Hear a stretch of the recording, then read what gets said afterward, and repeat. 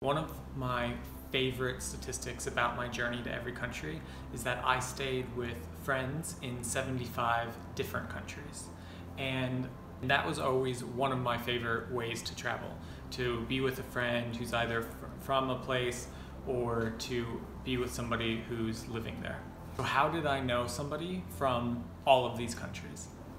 There are four main reasons. First is that I always attended international schools. Especially my last 2 years of high school, I went to boarding school called the United World College. There's 200 students, but they're from 90 different countries. So probably 60 of the 75 friends that I stayed with were from UWC, from the United World College. And what's especially cool about that school and that network is that even if the person didn't go to school with me, or even if we didn't talk while we were at school, or even if they went to another campus of the United World College, the alumni are always willing to help. And so I've, called a random person I've never met and said, hey, we went to the same school, and they've hosted me for a week. And I've done that multiple times, and that's always been one of the best parts of travel, is to kind of have that connection. I also went to New York University and NYU in Abu Dhabi, and again, an incredibly global student body. I made friends from all over. A lot of the people that I visit now are friends from university as well. The second reason that I know people from almost every country is because I worked for global firms. So I'm a strategy advisor, strategy consultant, and I have always worked for firms that have dozens and dozens of offices all around the world, that my colleagues were from many different countries, and they've helped me a lot in getting to some of the hardest countries in the world, and they remained my friends now. A lot of my travels were for work as well, and so working for those organizations, we would have teams on the ground that would, greet us when we got there, or people on the team that would know about the place that we were, so that always made it like an easier connection to where we were going. The third reason of why I was able to stay with so many local people all around the world is because all of these friends from school, from work, they, even if not from a country, we're such a global group of people, we're such a mobile group of people that we're often living in different parts of the world for different times in our lives. And so whether someone's studying abroad somewhere or got a job somewhere, like working for some like the Peace Corps or something, I always have friends that are in new places that are just like me, traveling constantly. And so I'm able to take advantage of them being in those places, and then I get to stay with them there. Final reason that I'm able to travel so much and stay with locals in the country that I'm visiting is because of you guys. I have such an awesome community of supporters and people who are communicating with me, and so whenever I'll go to a country, I'll often write on my Instagram or on my story and say, is anybody in the city? And 9 times out of 10, that's led to meeting up with people. Some of the closest friends that I've made in the last couple of years were from Instagram, from social media. And so that's been really fun, is to connect with you guys, and it's not just me talking to you on a camera, and it's not just me posting photos and responding to comments. A lot of the relationships that I formed on social media have come into the real world, and I really, really love that and appreciate that, and it's kind of the best part about all of this stuff.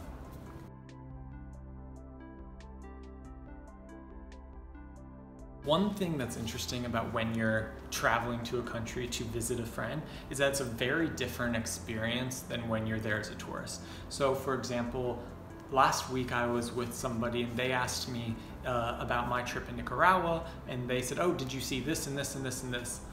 And some of the things I had seen, but I was there for 10 days staying with a friend of mine from there. A lot of the time we just hung out with her friends, we hung out at home, we ate her mom's cooking, I saw the life that she lived rather than seeing the touristy aspects of the country. But for me, that's a way more exciting experience, or at least it's an exciting experience, just like going there as a tourist would be exciting. I remember when I was going to Timor-Leste, I messaged my classmate from there, but he wasn't in the country at the time, but he connected me to 2 other people who had gone to our boarding school. And then for 7 days, they hosted me, we hung out, and it was wonderful. It was like we had been friends for years, and that was like such a unique experience. I also always prioritize travel where I get to see friends.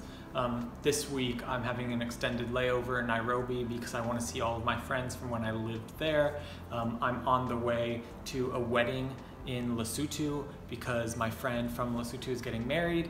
It's my 2nd time visiting her.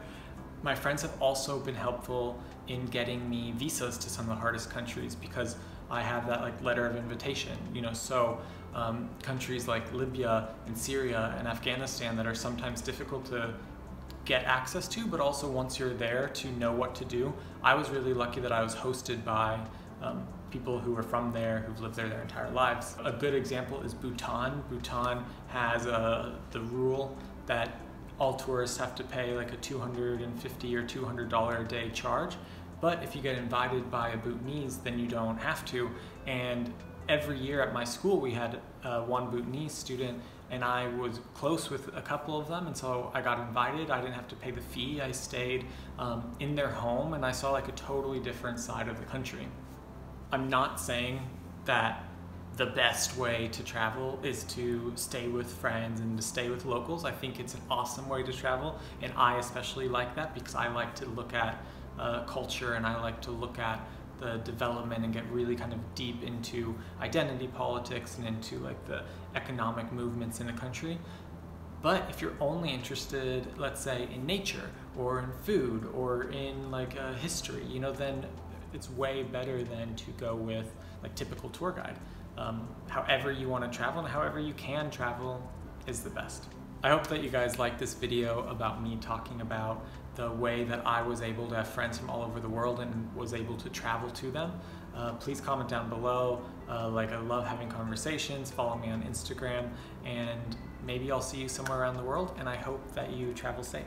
Hey y'all, it's 2 a.m. It's 2 a.m. What time is it? It's 2 a.m. Coming to you live from the streets of Baku. We're in Baku. You know how it is. We out here. What's up? We hustling. We're walking home to our hotel. You know how it is. What time is it? What time is it? Wakanda. Baku.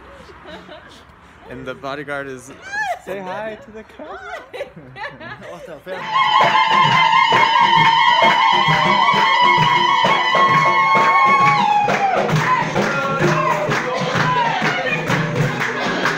This is my friend Kylie. Hello. I call her Mama Africa because when I first went to Tanzania 7 years ago, she was living in Mangula in this small village where I stayed. And then she lived 3 years in Morogoro.